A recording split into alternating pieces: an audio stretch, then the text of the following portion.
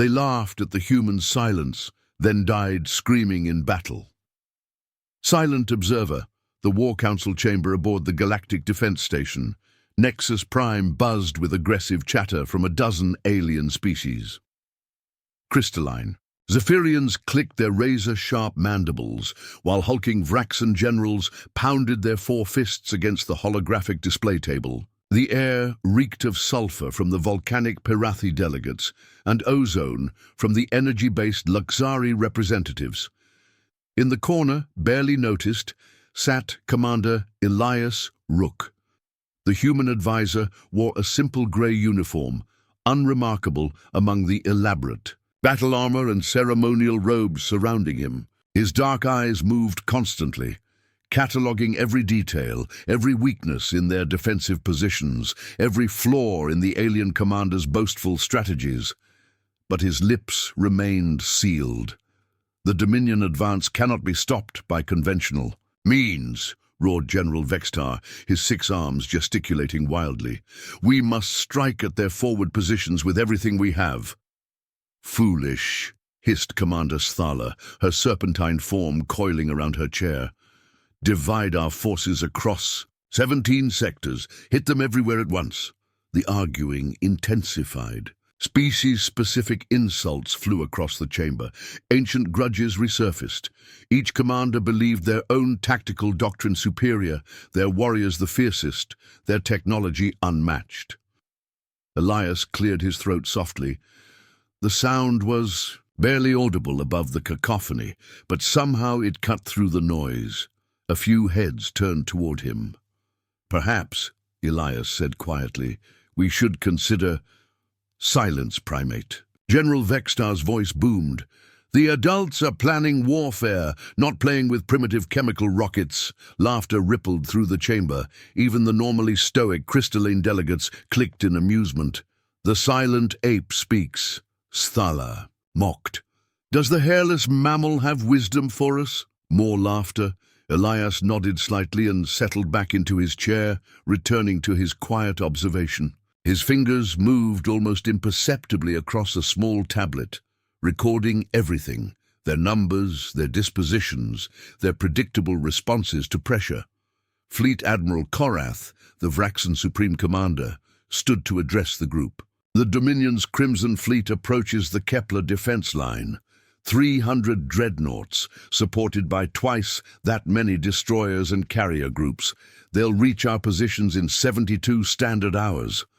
We'll crush them at the asteroid. Belt, Vextar declared, my Pirathi flameships will burn them to cinders. No, we intercept them at the gas giant, Sthala countered. Use the gravity wells to our advantage.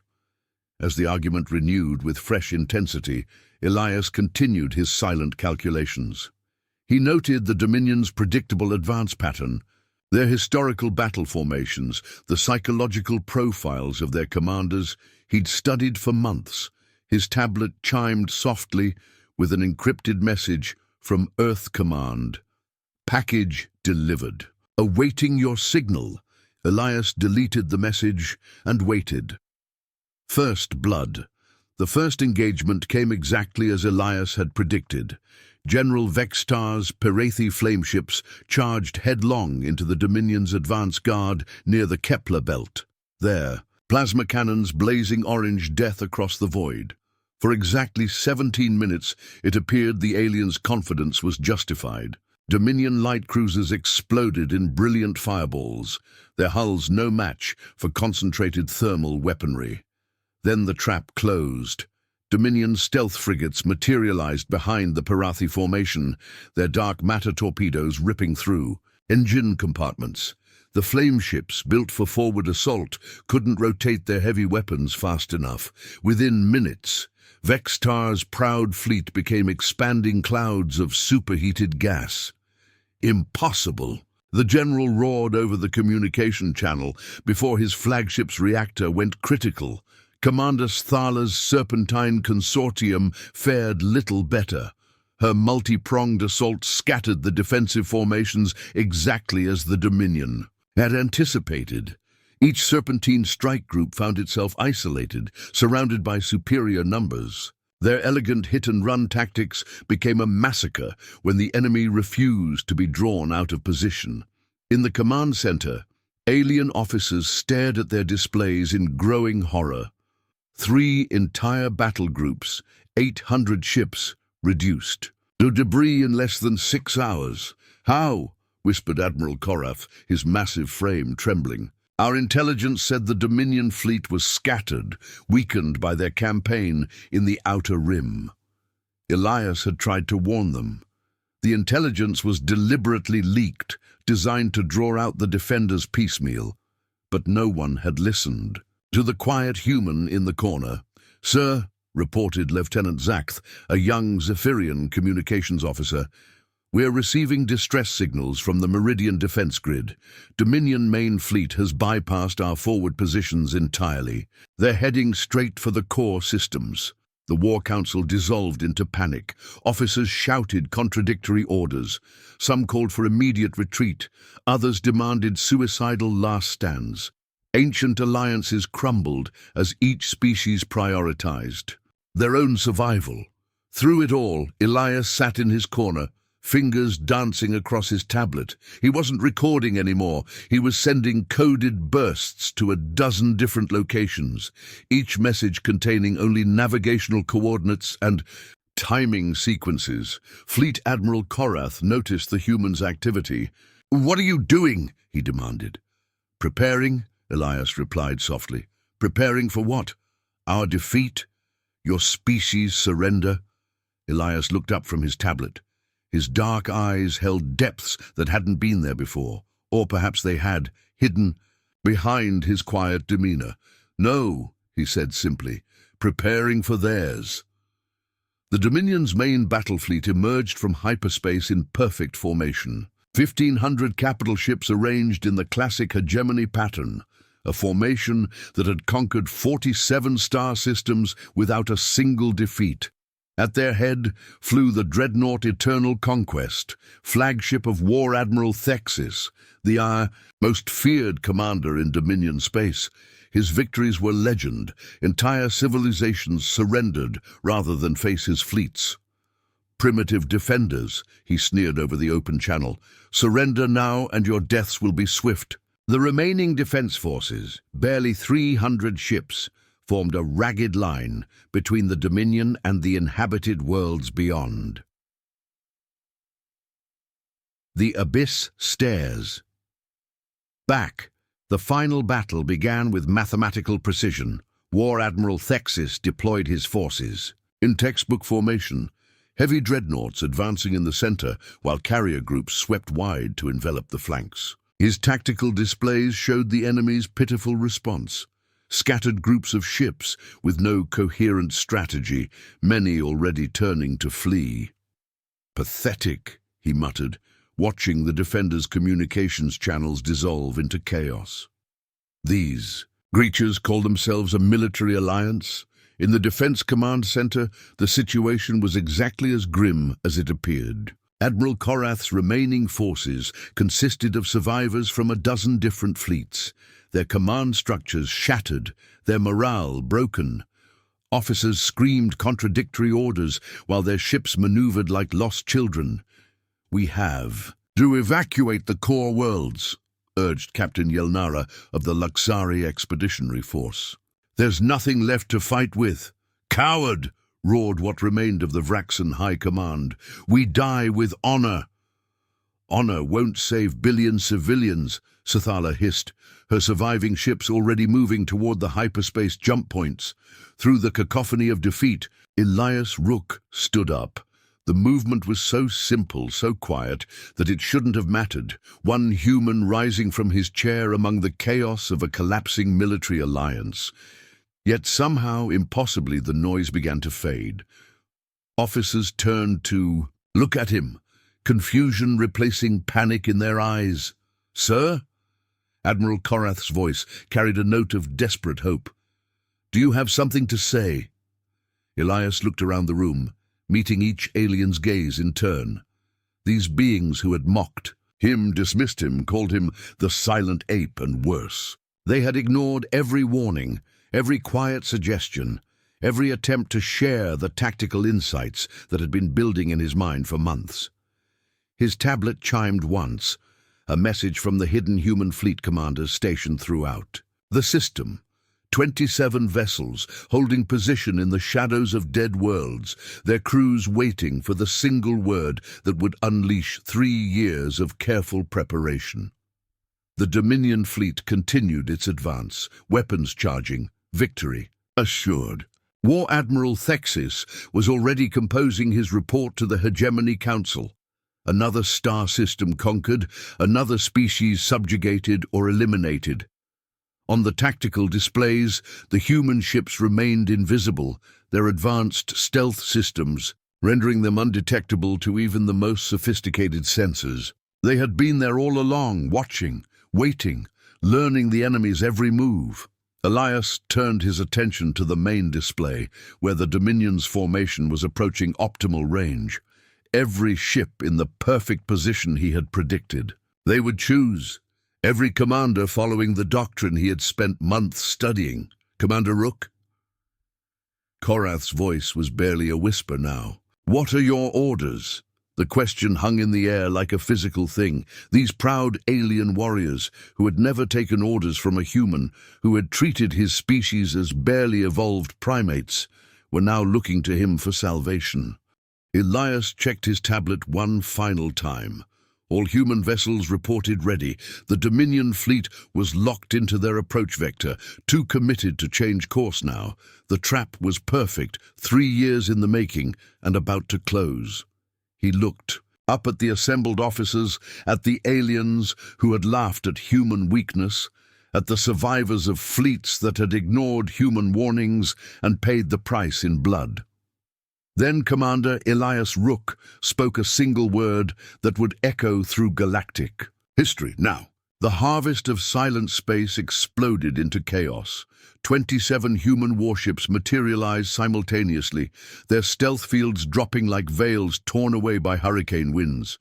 But these weren't the crude chemical rockets the aliens had mocked. These were instruments of mathematical precision, each one positioned exactly where Elias had calculated maximum damage could be achieved.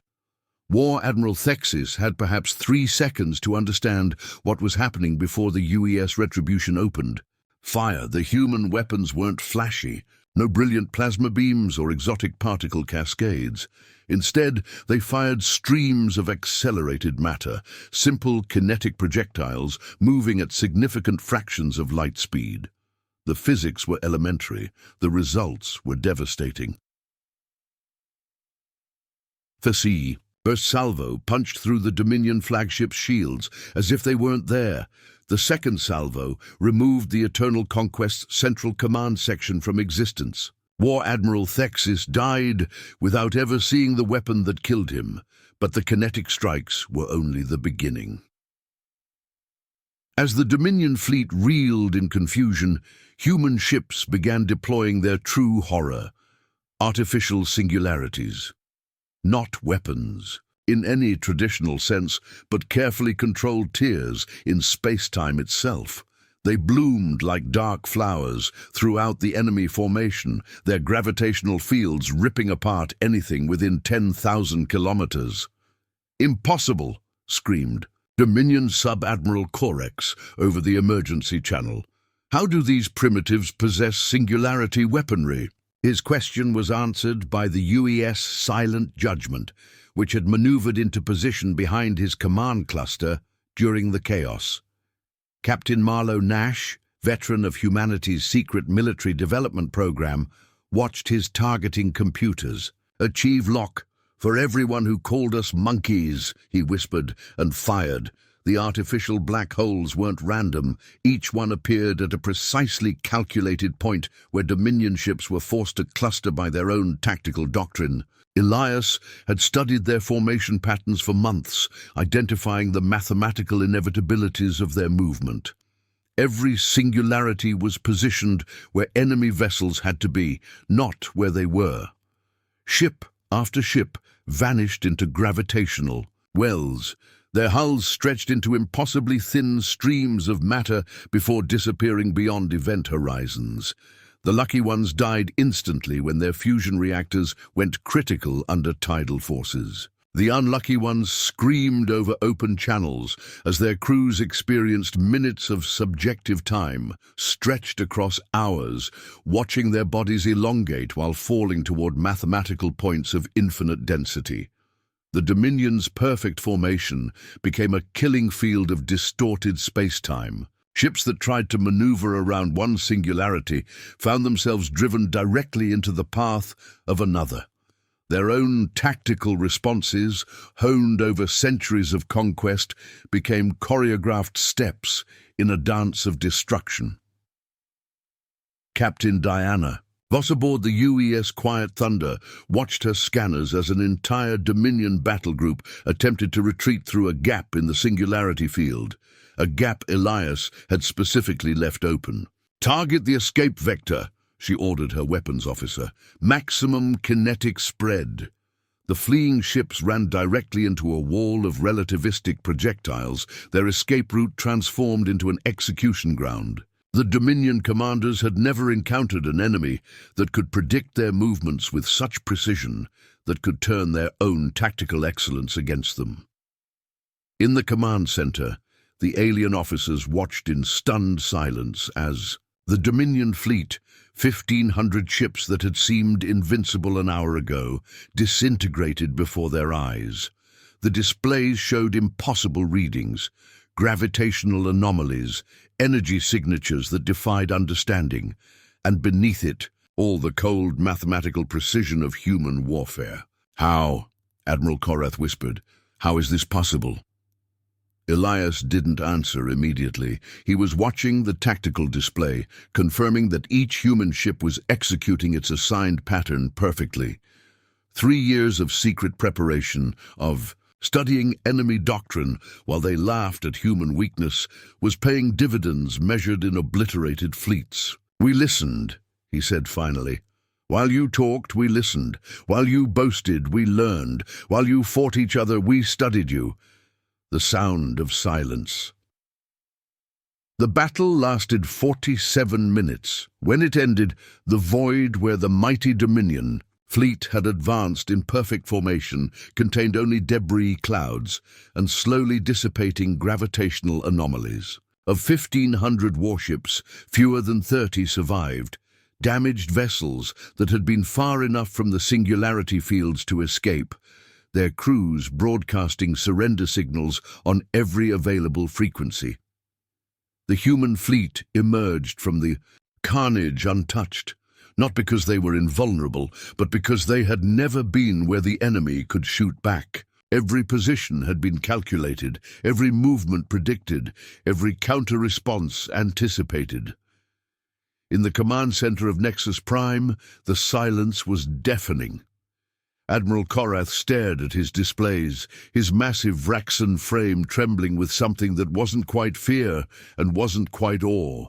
Around him, officers from a dozen species struggled to process what they had witnessed. The Dominion, the force that had shattered 3 of their fleets in as many hours, had been annihilated by an enemy they hadn't even known existed.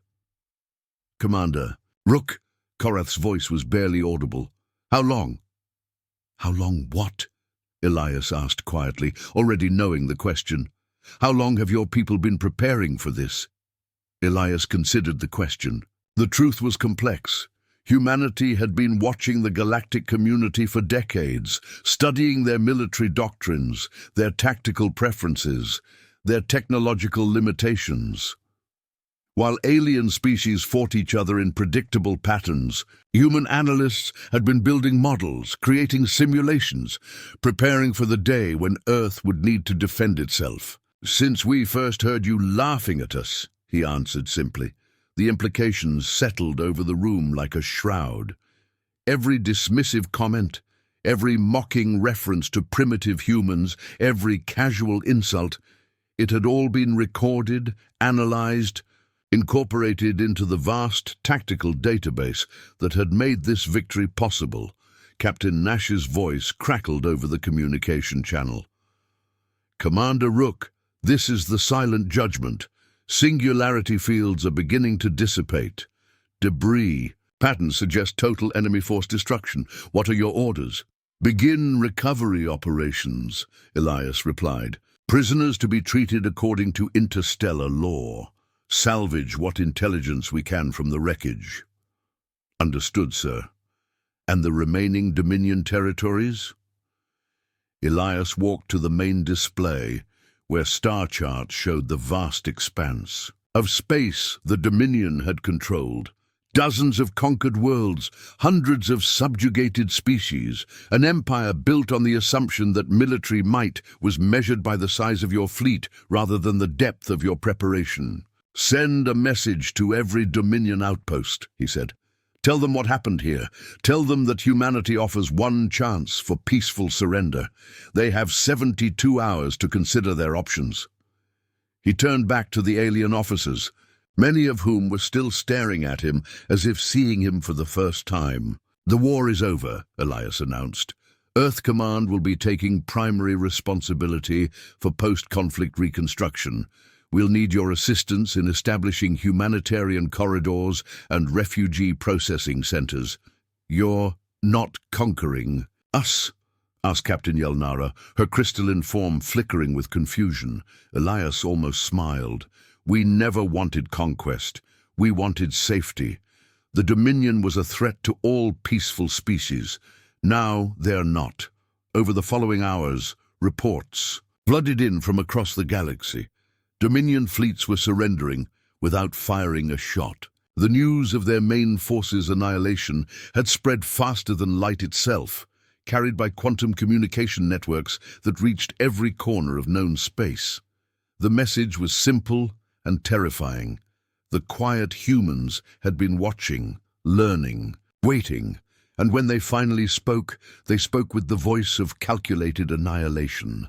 Elias returned to his quarters as the station buzzed with activity around him. The victory celebrations were muted. Too many beings had witnessed the clinical precision of human warfare to feel entirely comfortable with their new protectors.